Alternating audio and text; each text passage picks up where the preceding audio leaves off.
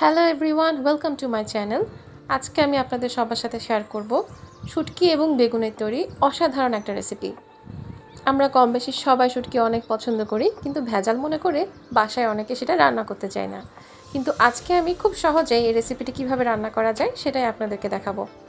চলুন তবে রান্নার কাজে লেগে পড়ি। প্রথমেই আমি বেগুন, আলু এবং শুটকিকে ছোট ছোট সাইজ করে কেটে নিয়েছি। শুটকি অবশ্যই আপনারা পানিতে ভিজিয়ে রাখবেন কাটার আগে, কারণ না হলে এটা অনেক শক্ত থেকে যাবে এবং সহজে সিদ্ধ হতে চাইবে না।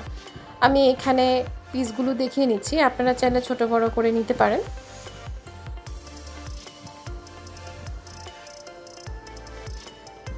আমি এখানে প্রায় 1/3 কাপ সরিষার তেল ব্যবহার করেছি। আপনারা চাইলে সয়াবিন তেলও ব্যবহার করতে পারেন, বাট সরিষার তেলে রান্নার ফ্রেগ্রেন্সটা একটু ডিফারেন্ট আসে। এখন আমি প্রথমেই শুটকিগুলোকে ভেজে নেব, কারণ আমি চাই শুটকিগুলো যেন ভেঙে না যায় এবং সিদ্ধ হয়। তো আমি এগুলোকে ভেজে নিচ্ছি।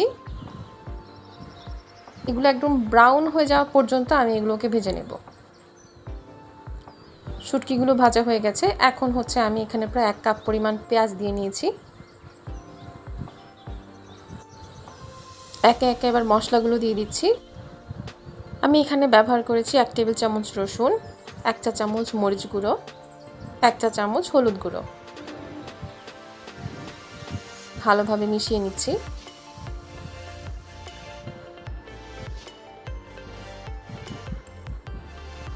তারপর দিয়ে নিচ্ছি 1 চা চামচ জিরা গুঁড়ো এবং 1 চা চামচ ধনিয়া গুঁড়ো।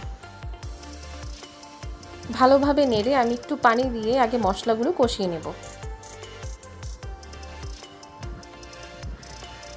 মশলাগুলো অলমোস্ট কষানো হয়ে গেছে। এই পর্যায়ে আমি কিছু কাঁচামরিচ দিয়ে নিচ্ছি। আমি এই তরকারিটা অনেক ঝাল করে রান্না করেছি, কারণ শুটকি বেগুনের তরকারিটা আসলে ঝাল না হলে একটুও খেতে ভালো লাগে না। যারা ঝাল খেতে একেবারেই পছন্দ করেন না, আপনারা চাইলে কাঁচামরিচটা অ্যাভয়েড করতে পারেন। দিয়ে নিচ্ছি পরিমাণ মতো লবণ।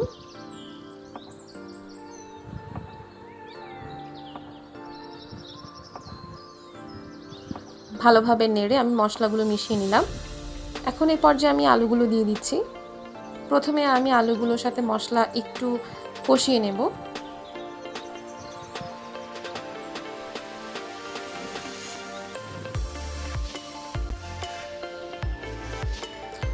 কষানো হয়ে গেছে। এখন আমি এখানে প্রায় 3 কাপ পরিমাণ পানি দিয়ে নিচ্ছি। এখন আমি আলুগুলোকে ভালো করে সিদ্ধ করে নেব।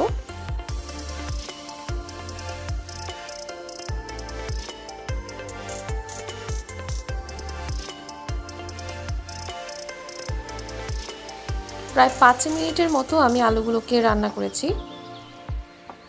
এর বেশি সময়ও লাগতে পারে যদি আলুগুলোকে আপনারা আরও একটু মোটা করে কাটেন। আলুগুলো মোটামুটি সিদ্ধ হয়ে এসেছে। এই পর্যায়ে আমি আরও 1 কাপ পানি দিয়ে নিচ্ছি, কারণ আমি এই তরকারিটা একটু ঝোল রাখতে চাচ্ছি।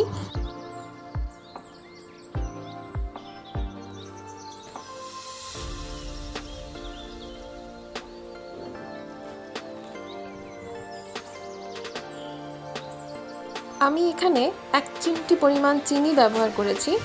এটা একদমই অপশনাল, আপনারা চাইলে এটা ব্যবহার নাও করতে পারেন, বাট আমি 1 চিমটি চিনি দিয়েছি স্বাদটা একটু বাড়ানোর জন্য। এখন আমি বেগুনগুলো দিয়ে দিচ্ছি।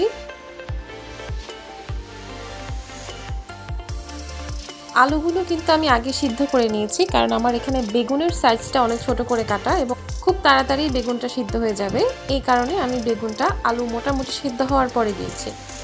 আমি একসাথে টমেটোটাও দিয়ে নিচ্ছি, কারণ বেগুন আর টমেটো মোটামুটি একসাথে সিদ্ধ হয়ে যাবে।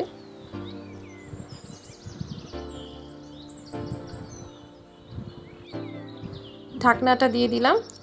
কিছুক্ষণ অপেক্ষা করব বেগুন এবং টমেটো সিদ্ধ হওয়া পর্যন্ত।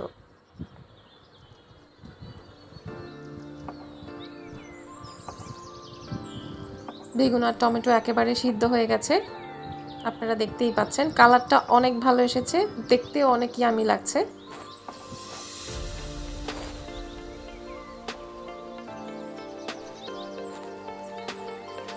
আপনারা যদি এই রান্নাটা একেবারে মাখা করে নিতে চান, তাহলে আমি বলবো আমি যে 1 কাপ পানি ব্যবহার করেছিলাম সে 1 কাপ পানি আপনারা অ্যাভয়েড করতে পারেন। সবশেষে ধনিয়া পাতা দিয়ে এটা পরিবেশন করলাম। গরম গরম ভাতের সাথে এই তরকারিটা খেতে কিন্তু একদম দারুণ। আপনারা বাসায় অবশ্যই রেসিপিটা ট্রাই করবেন এবং কমেন্ট বক্সে জানাবেন কেমন হয়েছে। চেষ্টা করব আরও একটা ভিডিও নিয়ে আবারও আপনাদের সামনে হাজির হতে।